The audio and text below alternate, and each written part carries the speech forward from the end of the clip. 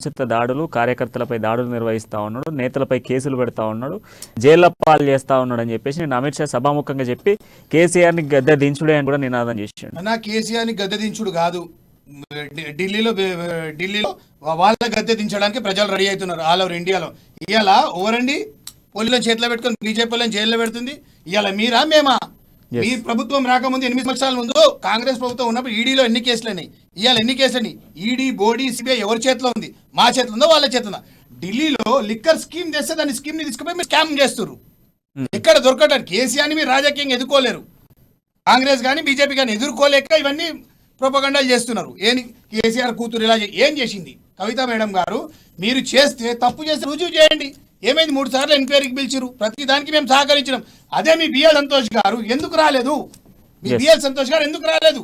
రావాల్సిందే కదా. మరి మీ బండి సంజయ్ గారు ఉన్నారు, మరి బండి సంజయ్ సిట్ వాళ్ళు నోటీస్ ఇచ్చిరు, ఎందుకు రాలేమని? అదే రేవంత్ రెడ్డి గారికి ఇవ్వగానే రేవంత్ రెడ్డి గారు వచ్చి ఎక్స్ప్లెనేషన్ ఇచ్చుకుండు ఆయన ఏమున్నాయో అని. మరి బండి సంజయ్ ఎందుకు రాలేదు నేను అడుగుతున్నా. బండి సంజయ్ రావాలి కదా. పోలీసులని చేతిలో పెట్టుకొని కేసీఆర్ ఆట ఆడుతున్నట్టే ఇవాళ పోలీసులను చూడండి. ఇవాళ ముద్దు న్యూస్ చూడండి, షర్మిల గారు ఒక ఎస్ఐ గారు ఒక కానిస్టేబుల్ని మ్యాన్ హ్యాండ్లింగ్ చేస్తున్నారు. పోలీసులు ఏం చేస్తున్నారు? తెలంగాణ రాష్ట్ర పోలీసులు ఎంత పర్ఫెక్ట్ గా ఫ్రెండ్లీ పోలీసింగ్ చేస్తున్నారు, దేశంలో ఎక్కడ లేదు. ఏంటంటే పోలీసులు ఎవరి చేతులు రండి. మొన్న యూపీలో జరిగిన చూడండి, అతీక్ అహ్మద్ అనే అతన్ని ఎవరు కాల్చిరండి? పోలీసులు. నువ్వు ఆయన తప్పు చేసినట్టు చేస్తే నువ్వు ఆయన పోలీసులు కావాలా? ఏమంటారు?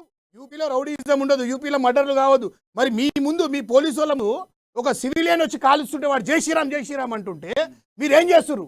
వాడు మీ మనిషే కదా, వాడు మీ బీజేపీ బీటీమే కాబట్టి వాడు కాల్వగలిగిను. వాడు కాల్చినప్పుడు మీ ఇమీడియట్గా మీ పోలీసులు వాడిని కాల్చాలి కదా. ఏం చేస్తారు? ఆపడానికి ప్రయత్నం చేశాడు. వాడు 22 కాల్చిండు.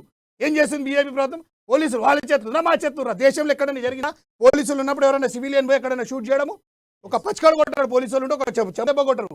అలాంటిది ఇలా మా మీద ఎట్లా నిందలేసారు ఈయన అమిత్ షా గారు మీరు సభకు రండి, వెల్కమ్. తెలంగాణకు వచ్చే ముందు తెలంగాణకి ఏం తెచ్చిరండి? ఇన్నిసార్లు వచ్చిపోయారు, వచ్చి ఏం ప్యాకేజ్ ఇస్తున్నారు?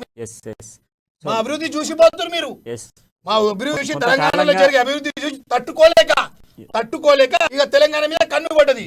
కంటిన్యూషన్ గా అభివృద్ధి హైదరాబాద్ ఒక అమెరికా లాగా డెవలప్ అయింది. ఒకసారి 8:30, 9 o'clock టైంలో ఒకసారి మార్చి నుంచి గచ్చిబౌలి, గోపన్పల్లి, ఒకసారి మియాపూర్ రౌండ్ కొట్టండి. ఎంత డెవలప్! ఇవాళ పెద్ద ఐటీ కంపెనీస్ వచ్చినాయి మా కేటీఆర్ గారి ఆధ్వర్యంలో. ఇవాళ టీఆర్ ప్రభుత్వం ఎంత డెవలప్మెంట్ చేస్తుందో ఏ దేశంలో ఏ రాష్ట్రంలో లేదు. ఈయన అంటారు 12% రిజర్వేషన్ క్యాన్సిల్ చేశాను. ఎందుకండి ముస్లింలతో వీళ్ళకి ఇంత ఇబ్బంది? ముస్లింలు మనుషులు కారా? వాళ్ళు ఇక్కడ పుట్టలేదా? వాళ్ళు ట్యాక్స్ కట్టట్లేదా? మనం 4 సంవత్సరాలు మేము పోయి అమెరికాలో ఉండగా గ్రీన్ కార్డ్ రాగానే మా గ్రీన్ కార్డ్ వచ్చిందని చెప్పుకుంటాము. ముస్లింలని ఎందుకు మీకు ఇది? ముస్లిం